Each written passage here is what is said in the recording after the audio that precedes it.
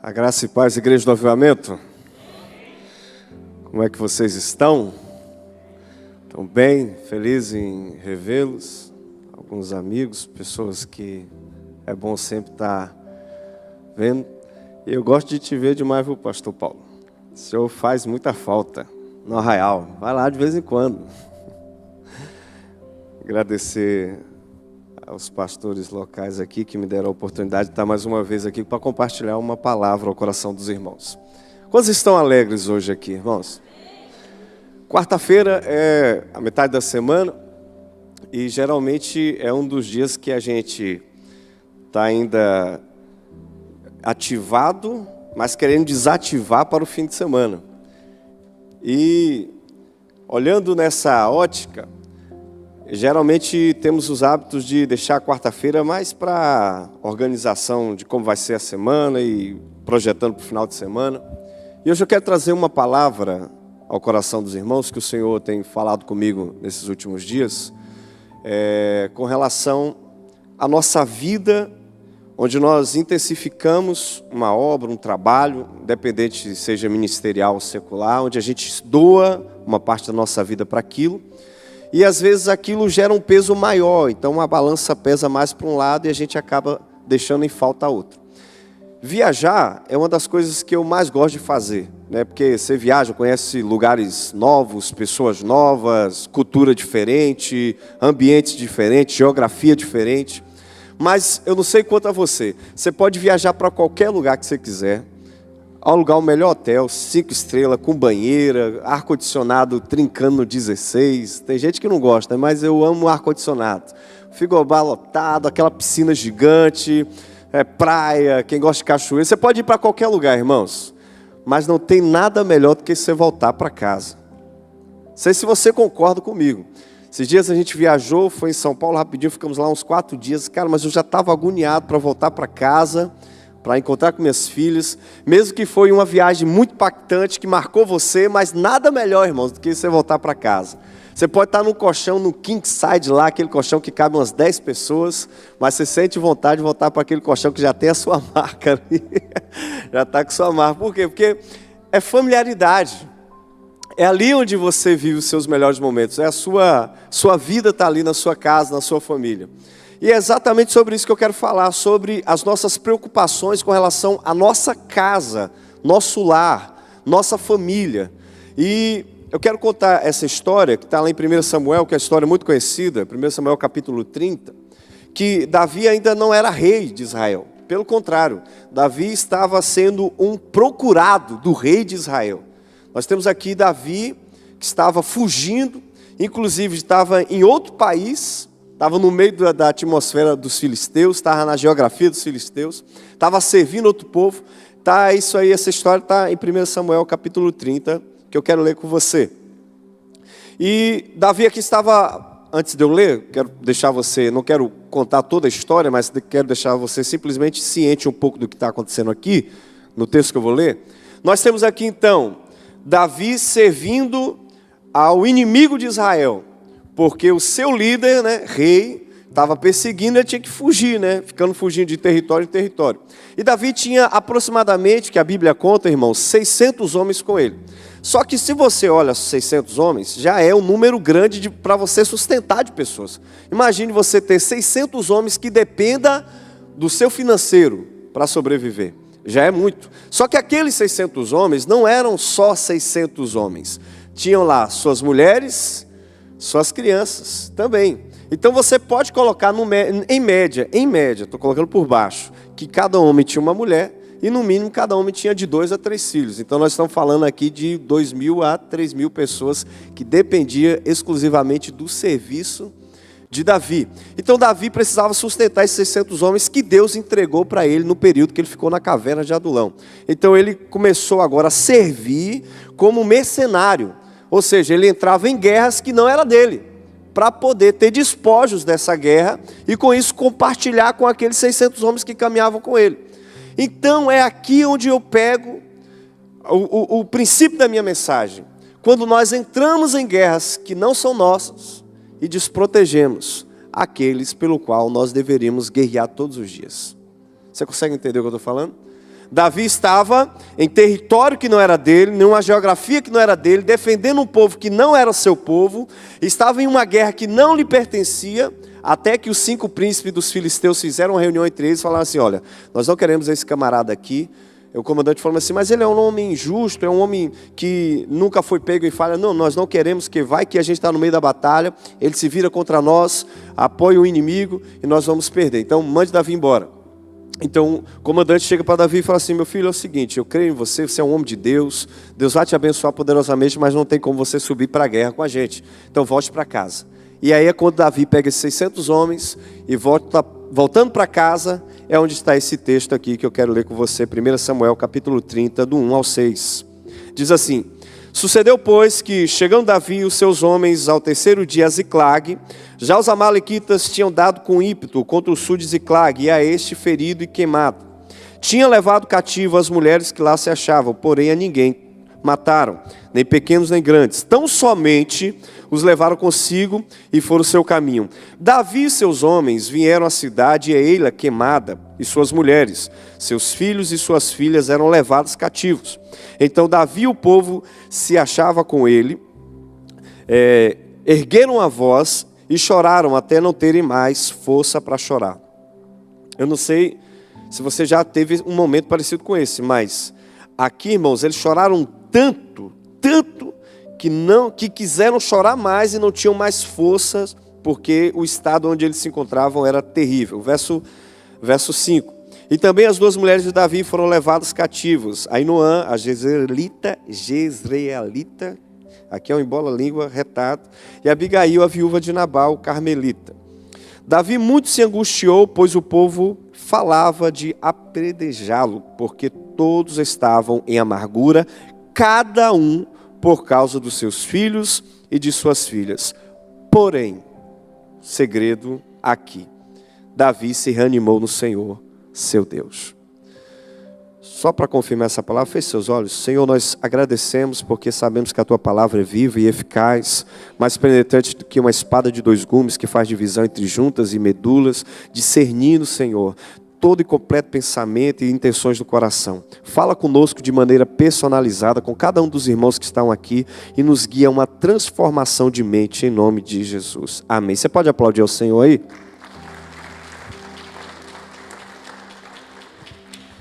Então, como eu te dei um breve panorama do que se encontrava Davi, como se encontrava Davi antes de ler esse texto, então você encontra aqui Davi servindo a outras nações, lutando em guerras que não eram suas, por interesses financeiros, interesses próprios. Aí você me diz assim: então quer dizer, Samuel, que o pai de família, ele correr todo dia, ir atrás dos seus recursos financeiros, isso é errado?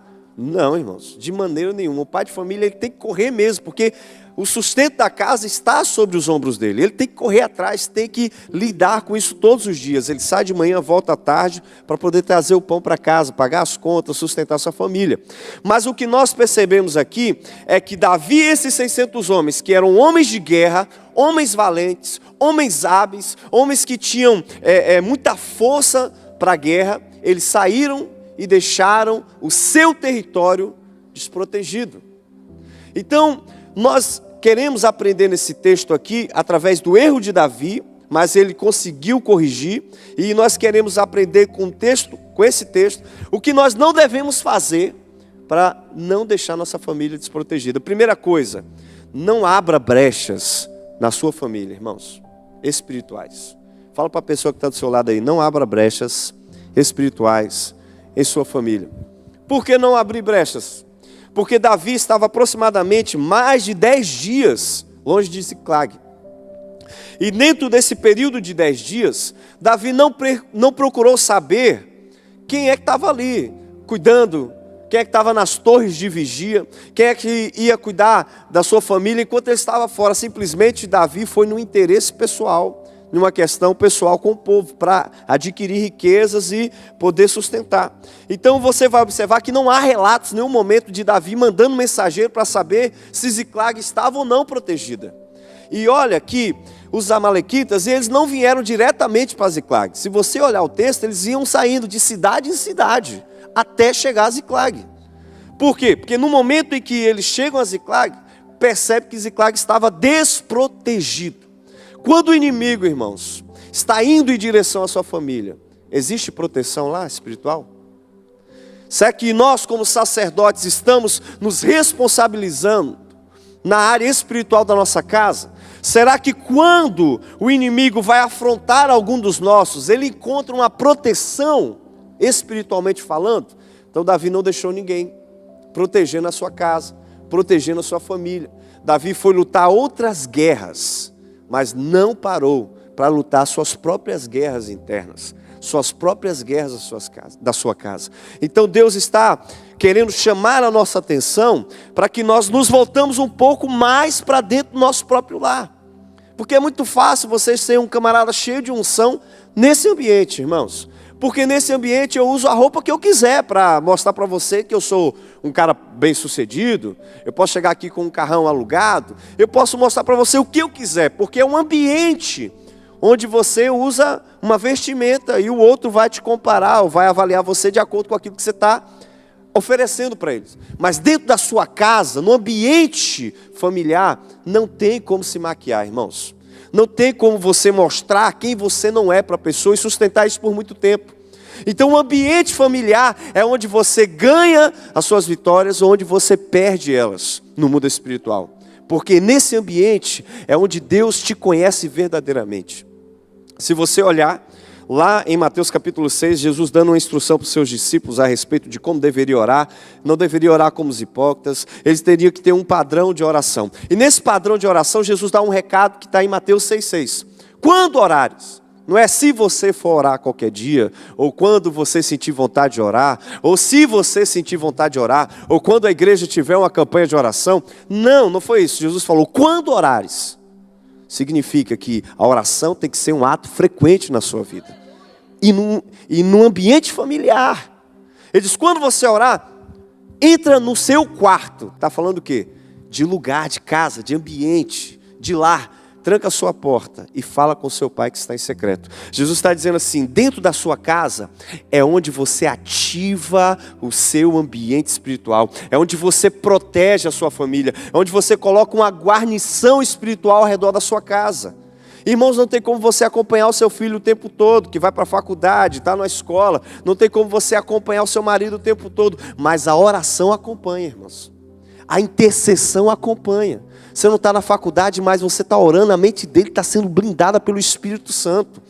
Você não está na escola, mas ideologia de gênero não entra na mente do seu filho, porque ele está blindado pela visão do Espírito Santo, que você está orando, está intercedendo pela sua casa e pela sua família. Então Satanás pode procurar, mas ele não vai encontrar espaço. Ele não vai encontrar facilidades, porque você está se protegendo espiritualmente. E isso é dentro da sua casa. Então Davi não procurou saber, Davi nem sequer se importou. Então aqueles homens abriram muitas brechas espirituais. E nós não queremos ser desses que abram brechas espirituais. Nós somos homens, temos muitas mulheres de valores que vão interceder o tempo inteiro pela sua casa e pela sua família, até que todas as brechas estejam fechadas. Posso ouvir um glória a Deus aí? Então, quando abandonamos, queridos, as nossas famílias espiritualmente, o inimigo invade nossos territórios e assola a nossa casa, trazendo danos que muitas vezes são irreversíveis. Então, muitas vezes os danos não tem como controlar. No verso 11 diz assim, depois do verso 11 de 2 Samuel capítulo 23, nós vamos ter ali um texto que fala sobre os valentes de Davi. E lá fala sobre um camarada chamado Samá. Alguém já ouviu falar dele aqui? Samá, um dos valentes de Davi. Interessante que os filisteus, eles vieram e invadiram a terra. E começaram a saquear, a colocar o povo para correr. Só que esse camarada, Samá, ele se posicionou sobre um território. Isso está lá em 2 Samuel capítulo 23, verso 11 e verso 12. Ele se posicionou sobre um território e ficou os pés dele e bateu no peito. Esse território é meu, Deus me deu. E pode vir o filisteu que quiser para cima, aqui eu não saio. Está lá no verso 11, diz assim, 2 Samuel 23, 11. Depois dele, Samá, filho de Age, o Ararita, quando os filisteus se ajuntaram em Lei, onde havia um pedaço de terra cheio de letilhas, e o povo fugiu de diante dos filisteus, ou seja, todo mundo foi embora, Pôs-se Samar no meio daquele terreno e defendeu e feriu os filisteus. E o Senhor efetuou grande livramento. Você quer um segredo para que sua casa permaneça firme no Senhor? Confia, querido, que é o Senhor que está lutando por você. Mas você não pode ser acovardado, como muitos são. Então muitos entregam os filhos às drogas, muitos entregam as filhas à prostituição, porque tem medo de ocupar o território que Deus deu para ele. Tem medo de bater no peito e dizer, aqui não, Satanás não tem poder na minha casa, ele não tem poder na minha família, ele não tem poder de influência nos meus filhos, aqui não, esse território Deus me deu. E se eu não conseguir por mim mesmo, tentando ali imprimir neles alguma identidade, pela força do Espírito Santo eles vão ser convencidos em nome de Jesus. Então você tem que ter esse tipo de entendimento, isso tem que ser uma realidade para a sua vida. Talvez eu estou falando aqui para muitos que já vivem uma realidade muito boa na sua casa. Amém, glória a Deus, que a sua casa é um lar, como foi o lar de Josué, que ele disse, olha queridos, eu não sei quanto a vocês, mas no fim da minha vida, eu e minha casa serviremos ao Senhor. Glória a Deus se a sua casa serve ao Senhor. Mas tem muitas famílias que foram dilaceradas pelo inimigo, porque não se protegeram, não colocaram atalaias em pontos estratégicos. Então Samar é um exemplo daquele que defende o seu território. E o seu território é a sua família, irmão.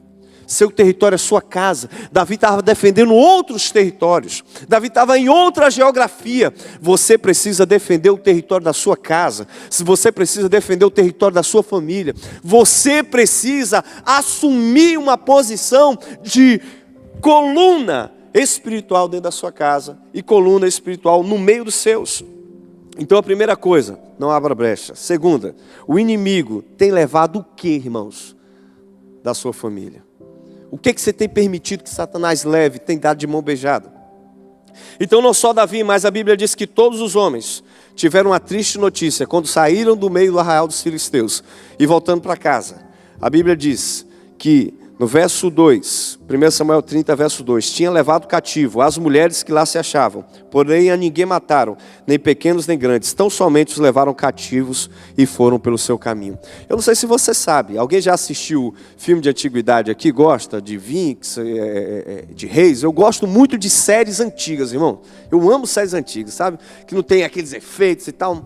Eu gosto, porque te remete a uma realidade que já aconteceu, né? Diferente das coisas futurísticas. Eu amo muito isso. E eu vejo que todas as vezes que eles iam invadir territórios, eles não vacilavam. Eles matavam quem eles podiam. Era mulher, criança, tocava fogo. Se você já viu alguma cena, é basicamente isso que acontece. Então eles invadem, eles queimam tudo, matam animais, matam pessoas. Eles não estão nem aí. O que eles querem é os despojos. O que eles querem é o ouro, a prata e tudo que eles puderem levar cativo dali. Então o que eles fizeram? Eles são uma simbologia do nosso inimigo espiritual. Então eles entraram, não encontraram dificuldades, não encontraram, irmãos, nada que pudesse atrapalhar a sua entrada. Então eles entraram, botaram fogo na cidade e levou cativo o povo. Aqui fica um grande segredo. O que Satanás quer? Ele não quer apenas matar, ele quer levar de volta para o período de escravidão. Você lembra do Egito? O Egito é uma simbologia do mundo. Faraó é uma tipologia de Satanás. Então precisou Deus levantar Moisés, que é uma tipologia de Jesus, para libertar o povo daquele período de escravidão, passar pelo Mar Vermelho, que é uma tipologia do batismo, em cumprimento para chegar à terra prometida. Eu quero te dizer que o período de escravidão, o período que Satanás escravizou você lá no mundo, já passou. A Bíblia diz, olha, isso aí é o velho homem, essas coisas já passaram, esse que tudo se fez novo, eu nasci de novo. Mas Satanás, ele quer continuar e continuar tentando levar sua família de novo para o período de escravidão. De novo para a submissão do mundo, de novo para a escravidão, de novo para o alcoolismo, de novo para as drogas, para a prostituição, para a homossexualidade. Ele quer levar de novo para o período de escravidão. E nós não vamos aceitar que Satanás leve os nossos escravos, irmão. Nós não vamos aceitar. Por quê? Porque a Bíblia, ela é recheada de promessas, irmãos, onde te dá a garantia que você e a sua descendência servirá ao Senhor. Mas às vezes essas promessas são condicionais. Você sabia disso? Promessas condicionais, promessas incondicionais e promessas condicionais. Qual é a promessa incondicional? Jesus morreu por todos nós, condicionalmente. Por quê? Porque se dependesse de mim mesmo, eu não teria como encontrá-lo. Mas a Bíblia diz que Ele me amou primeiro. Então antes que eu amasse, Ele já me amava. Ele já tinha se entregue por mim. Então essa é uma promessa incondicional. Mas qual é a outra? A Bíblia diz que todo aquele que confessa e deixa, alcança misericórdia. Então a promessa condicional é essa: Ele já me libertou do império das trevas e me trouxe para o reino da sua maravilhosa luz. O que eu faço? Eu sirvo a Ele com toda a intensidade do meu coração, para retribuir aquilo que Ele fez na cruz. Então Ele pega você de lá e fala assim: filho, você está livre. Mas não só livre, agora eu te libertei do império das trevas. E diga assim: se você quiser, você fica. Mas se você quiser ir embora, você pode ir embora. Eu te libertei para você ter uma opção de escolha. Se você quiser caminhar comigo, a escolha é sua. Mas se você quiser ir embora, fique à vontade. E é isso que Jesus faz com você. Jesus não te aprisiona. Pelo contrário, Ele te dá a liberdade de escolher. Nós escolhemos Ele porque Ele nos escolheu primeiro e porque a gente vai dizer igual Pedro: Senhor, nós vamos para onde? Para onde nós iremos se só Tu tens palavra de vida eterna? Estão me entendendo aí? Dê um glória a Deus, por gentileza. Aleluia. Então nós encontramos aqui. Então aquela turma de Davi, aqueles homens vieram. Quando eles chegaram de longe, já observaram que a cidade estava pegando fogo. Então o que passa na mente desse cara? Passa na mente. Imagine você vir de longe e observar que sua casa está pegando fogo. Irmão, é uma sensação terrível. É de você chorar mesmo. Então aqueles homens apanharam o mais forte possível para chegar. E quando chegaram, viram que tudo estava destruído. E aqueles homens fizeram algo que nós precisamos aprender a fazer de novo. A Bíblia diz que eles choraram até suas forças esgotarem. Então precisamos de novo entender que temos que levar nossa família para um ambiente de oração. E por muitas e muitas vezes você vai precisar derramar lágrimas pela sua família. Você vai ter que chorar nos pés de Cristo pela sua casa. Você vai ter que interceder, e muitas vezes um clamor que você vai se sentir inútil. Mas creia, o seu Deus está ouvindo cada palavra que você está falando, querido, e está selando essas palavras. Então eles choraram. Mas eu quero te dar um recado. Quando você entra na atmosfera espiritual, irmãos, você não está sozinho. Quando você entra no ambiente de oração, você não está sozinho. Lembra que eu te falei? Os amalequitas aqui eram a simbologia do nosso inimigo espiritual. A Bíblia diz que a nossa luta não é contra carne e sangue, mas sim contra os principados e contra as potestades e dominadores desse mundo tenebroso. E Paulo nos dá um conselho para você que vai entrar. Não diz quando você entrar, eu estou te falando para você que vai entrar em batalhas espirituais com a sua família. Efésios capítulo 6, verso 10. Ele está dizendo assim: quando vocês forem lutar, irmãos, não lute desprotegido. O inimigo de vocês, eles podem te contra-atacar o tempo inteiro, e vocês têm que estar protegidos. E ele diz assim: quanto a mais, sede fortalecidos no Senhor e na força do seu poder. Revesti-vos de toda a armadura de Deus, para que podeis ficar firmes contra as ciladas do diabo. Paulo está falando o seguinte: olha, irmãos, se vocês querem entrar na guerra, vocês precisam de revestimento. Fala comigo assim: revestimento. Todo mundo sabe, mas eu gosto de falar. O que é revestimento? Você já está com a sua roupa aí, isso é sua vestimenta. O revestimento é uma armadura que é colocada por cima dessa roupa sua.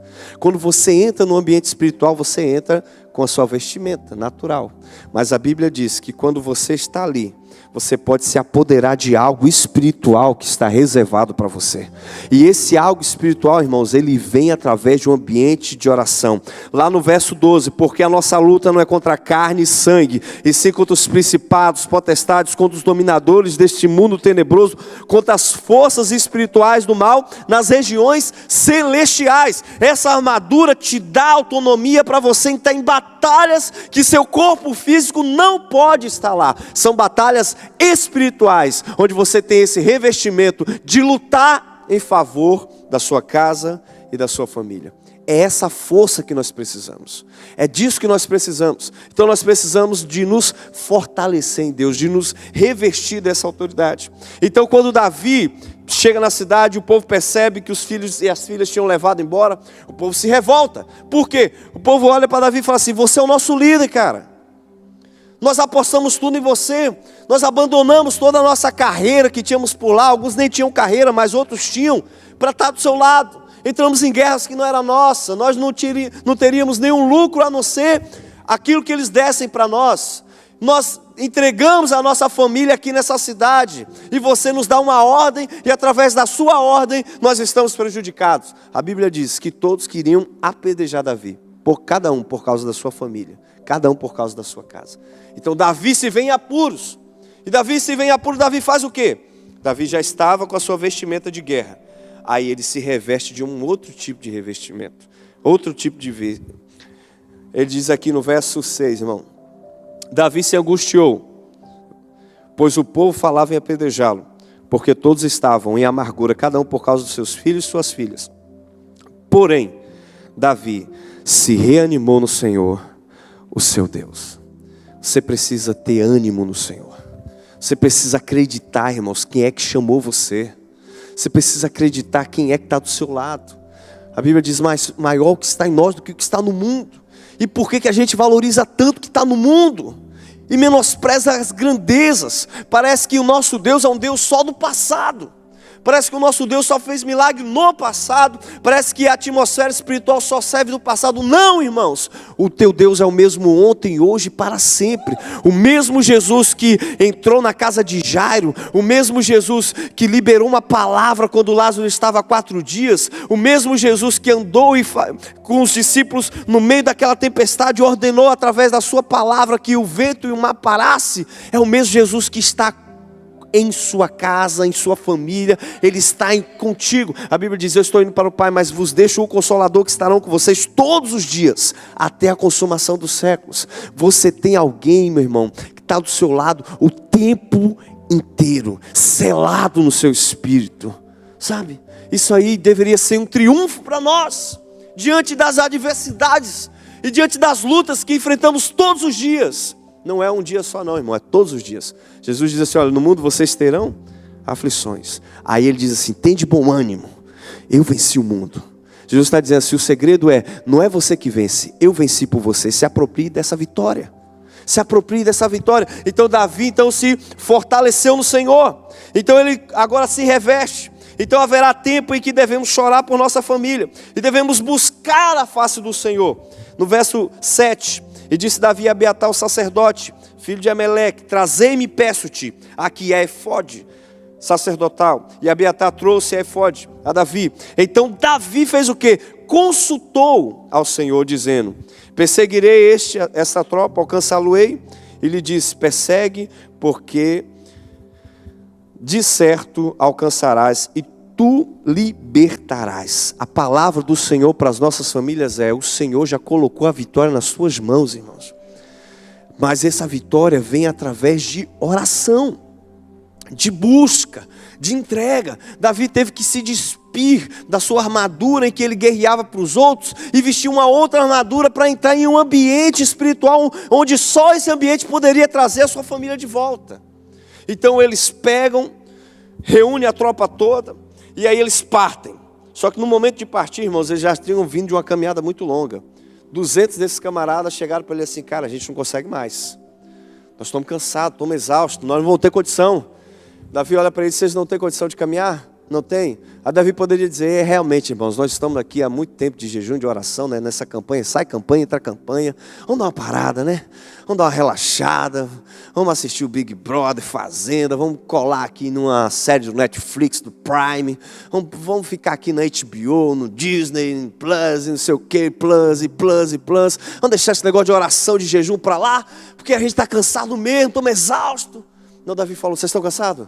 Descansa aí, cuida das bagagens, vamos ficar mais leve. E quando a gente está mais leve, a gente corre mais. Vamos para cima, nós não vamos desistir. O inimigo está na nossa frente, nós vamos alcançá-los, porque nós temos uma palavra do Senhor. E a palavra é tudo que nós precisamos. Se você tem uma palavra do Senhor para transformar a sua casa, a sua família, irmão, não importa o cansaço, não importa aqueles que desistiram já, aqueles que já pararam no meio da caminhada, você continua, você vai prosseguir. Porque se o Senhor falou, Ele vai velar pela sua palavra. Porque Ele não é homem para que minta, e nem filho do homem para que se arrependa. Pelo contrário, Ele falou, Ele zela pela palavra dele. E o Senhor já liberou uma palavra de vitória sobre a sua casa e sobre a sua família. Posso ouvir um glória a Deus aí? Então nessa trajetória, Davi vai e avança com esses 400 homens. Quando chega no meio do caminho, Davi encontra um egípcio caído, já semi-morto. Pega esse camarada, dá água para ele. Quando ele recobra o sentido, dá alguns alimentos ali para ativar de novo a sua alma, trazer vigor para esse camarada. Quando ele acorda, Davi faz umas interrogações para ele. Davi pergunta: você vai para onde? De onde você veio? Quem é seu Senhor? O que está acontecendo? Ele fala: rapaz, quase 3 dias eu estava no meio da tropa, a gente saqueou tal lugar, eu estava doente, meu Senhor me deixou aqui para morrer. E Davi poderia falar assim: não, sabe de uma? Melhor te liberar. Estratégia, irmãos. Às vezes Deus coloca pessoas específicas para te dar destinos específicos. Davi poderia deixar aquele homem semi-morto, porque ele não representava nada para Davi. Pelo contrário, ele ia ser prejuízo, porque Davi já tinha deixado 200 homens cansados. Vai levar mais um que está semi-morto, jogado no chão? O que Davi fez? Davi pegou o camarada, restaurou o camarada. Quando ele restaurou, ele falou assim: olha, o meu Senhor deu com ímpeto em tal cidade. Davi: opa, é minha cidade. Tá onde eles? Olha, eles estão aqui, assim, assim, ali. Mas me dá a garantia de que o Senhor não vai me devolver para ele, e eu te levo até lá. Então Davi foi estrategista nesse momento. Davi percebeu que aquele ali poderia ser um momento de Deus devolver para ele de novo toda a sua casa e toda a sua família. Então você tem que perceber qual é o momento que Deus está te dando, a estratégia que Deus está te dando para você trazer sua família de volta. E a Bíblia diz, irmãos, isso aqui que eu acho precioso, que quando eles estavam lá comemorando, bebendo, com tudo aquilo que Davi tinha pego da família de Davi, no verso 11, você pode acompanhar comigo aí. E acharam no campo um homem egípcio, como eu te falei. Agora no verso 12, no verso 16, irmão, perdão. E descendo os guiou, e eis que estavam espalhados sobre a face da terra, comendo e bebendo e dançando por todo aquele grande despojo que tomaram da terra dos filisteus e da terra de Judá. Então Davi disse: olha, o inimigo está comemorando com aquilo que roubou o seu, mas Deus te deu uma palavra, irmãos. E se Deus te deu a palavra, Ele vai velar por essa palavra, e Ele vai te dar a recompensa por causa da sua insistência e continuar lutando pela sua família. No verso 17: e feriu-os Davi desde o crepúsculo da tarde do dia seguinte, e nenhum deles escapou, senão só 400 moços que montavam os camelos fugiram. Assim salvou Davi tudo quanto tomaram os amalequitas. Também as suas 2 mulheres salvou Davi. Olha o segredo. Davi precisou voltar para casa, você está entendendo? Precisou rever a sua conduta, precisou buscar ao Senhor e precisou seguir uma estratégia para poder trazer sua família de volta. Depois de tudo isso aí, Davi trouxe a sua família. Não só trouxe a sua família, Davi pegou todos os despojos das guerras. Aqueles 600 que ficaram parados, aqueles 200 que ficaram parados, os 400 viram, falaram assim: não, eles não são dignos. Davi: não, epa, aqueles que ficaram com as bagagens também vão receber do mesmo tanto que vocês estiveram lá. E não só isso, Davi saiu devolvendo para cada outra vizinhança, onde os amalequitas haviam passado, devolveu tudo que era deles. Por quê? Porque Davi sabia que Deus não tinha dado a vitória só para ele, Deus tinha dado a vitória também para aqueles que estavam ao redor dele. E quando você receber uma vitória do Senhor, os seus vizinhos, seus amigos, seus colegas, parentes, todos vão saber do que Deus tem feito no meio da sua família.